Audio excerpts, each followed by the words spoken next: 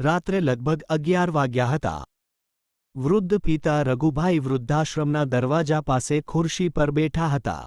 તેમની આંખો રસ્તા પર જ હતી અને તેમનો દીકરો મહેશ કાર સ્ટાર્ટ કરી રહ્યો હતો. રઘુભાઈએ ધ્રુજતા અવાજે પૂછ્યું, બેટા, તું કાલે પાછો આવીશ ને?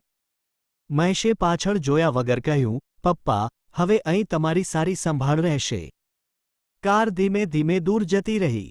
રઘુભાઈ ઘણો સમય સુધી એ કારને જોતા રહ્યા, પછી આંખો બંધ કરીને માત્ર એટલું બોલ્યા, બેટા, તું સુખી રહેજે. પણ રઘુભાઈને ખબર નહોતી કે આ વિદાય પછી 10 વર્ષ સુધી મહેશ પોતાના પિતાને ફરી ક્યારેય નહીં મળે.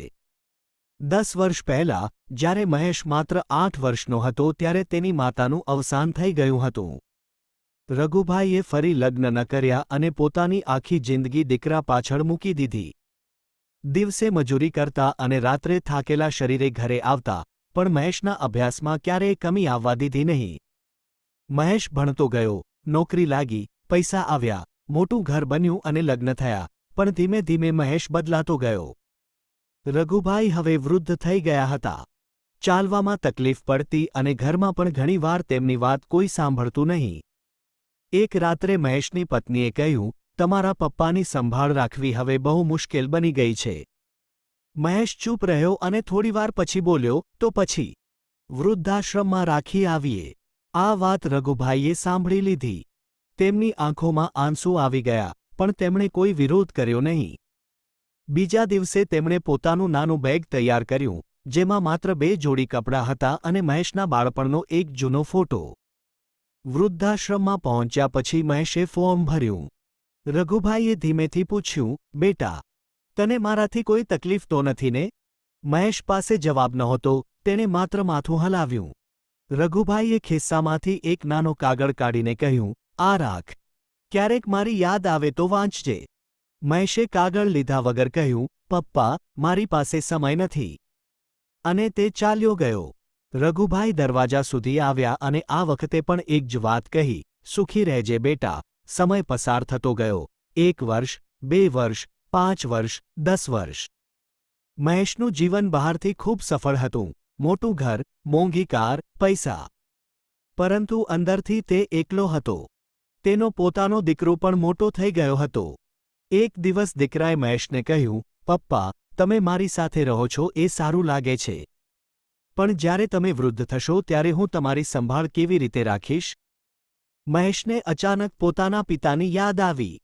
તે રાત્રે પહેલીવાર તેણે જૂનો કબાટ ખોલ્યો. અંદર એ જ નાનો કાગળ પડ્યો હતો જે રઘુભાઈએ 10 વર્ષ પહેલાં આપ્યો હતો. મહેશે કાગળ ખોલ્યો. તેમાં લખ્યું હતું, બેટા, જો ક્યારેય તને લાગે કે હું તારા માટે ભાર બની ગયો છું, તો મને છોડી દેજે. પણ તું ક્યારેય કોઈ વૃદ્ધને એવો અનુભવ ન કરાવતો કે તે દુનિયામાં એકલો છે. મહેશની આંખોમાંથી આંસુ વહેવા લાગ્યા. બીજા દિવસે મહેશ સીધો વૃદ્ધાશ્રમ ગયો, પરંતુ ત્યાં પહોંચીને તેને ખબર પડી કે રઘુભાઈ ત્યાં નહોતા. મહેશ ગભરાઈ ગયો અને પૂછ્યું, મારા પપ્પા ક્યાં ગયા? વૃદ્ધાશ્રમના સંચાલકે કહ્યું, તારા પિતા 2 વર્ષ પહેલાં અહીંથી ગયા હતા. મહેશના પગ નીચેથી જમીન સરકી ગઈ અને તેણે પૂછ્યું, ક્યાં ગયા? સંચાલકે જવાબ આપ્યો, તને મળવા નહીં. એક અનાથાશ્રમમાં. મહેશ અનાથાશ્રમ પહોંચ્યો.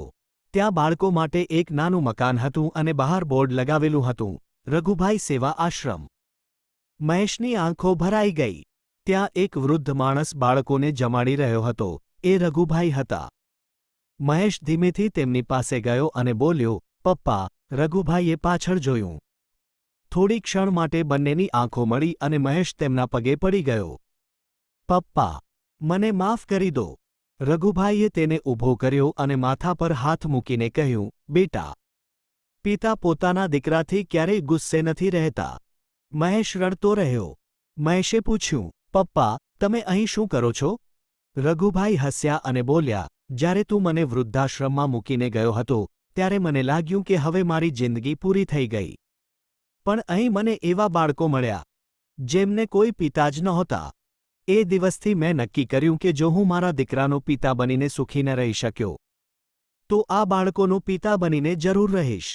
મહેશ કંઈ બોલી શક્યો નહીં, તેના આંસુ અટકતા નહોતા. અંતમાં મહેશે પોતાના પિતાનો હાથ પકડીને કહ્યું, પપ્પા, હવે ઘરે ચાલો. રઘુભાઈએ હસીને પૂછ્યું, અને આ બાળકો? મહેશ ચૂપ થઈ ગયો. પછી તેણે કહ્યું, આપણે બધા ઘરે જઈશું. થોડા દિવસોમાં મહેશે પોતાના પૈસાથી એ આશ્રમને મોટું કરાવ્યું અને દરરોજ સાંજે પોતાના પિતાની સાથે ત્યાં જતો. એક દિવસ રઘુભાઈએ મહેશને કહ્યું, બેટા, મને ખબર હતી કે તું એક દિવસ પાછો આવીશ. મહેશે પૂછ્યું, તમને આટલો વિશ્વાસ કેમ હતો? રઘુભાઈ હસ્યા અને બોલ્યા, કારણ કે મેં તને પ્રેમ શીખવ્યો હતો. અને પ્રેમ ક્યારેય સંપૂર્ણ રીતે મરતો નથી. મહેશે પિતાને ગળે લગાવી લીધા. ક્યારેક માતા પિતા આપણને ભાર લાગવા લાગે છે. પણ ભૂલશો નહીં, જે હાથ આપણને બાળપણમાં પકડીને ચાલતા શીખવે છે, એ હાથ વૃદ્ધાવસ્થામાં આપણો સહારો માંગે છે. માતા પિતાને સમય આપો. કારણ કે પૈસા પાછા કમાઈ શકાય છે, ઘર ફરી બનાવી શકાય છે. પણ માતા પિતાનો ખોવાયેલો સમય ક્યારેય પાછો મેળવી શકાતો નથી. જો આ વાર્તાએ તમારા દિલને સ્પર્શ્યું હોય, તો તેને તમારા માતા પિતા સુધી જરૂર પહોંચાડજો.